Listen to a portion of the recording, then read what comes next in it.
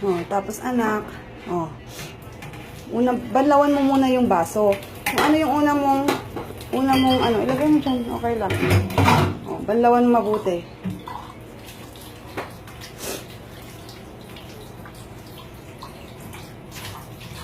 Huwag mo lang. Oh, oh.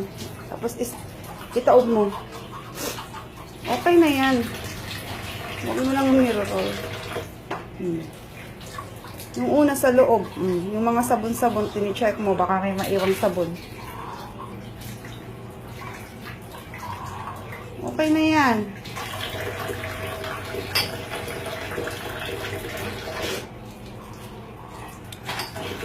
Dahan-dahan.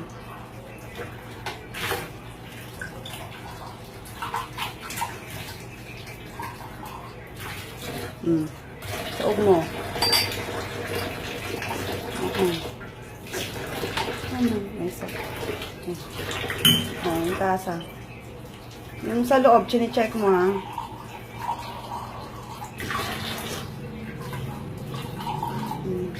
Okay na yan.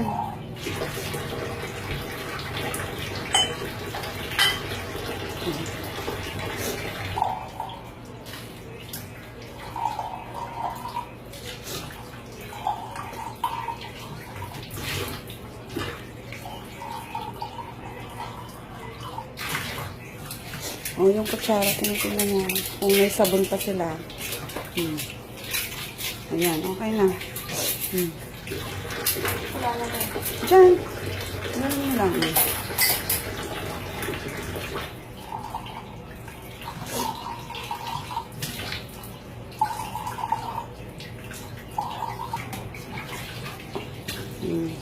Very good. Oh. Very good, anak. O, tapos, itaob mo. O, yan. Tapos, kunin mo yung basahan. Kailangan. Hindi, punasan mo muna. Punasan mo yung sa side. Yan. O, huwag kayong, yan.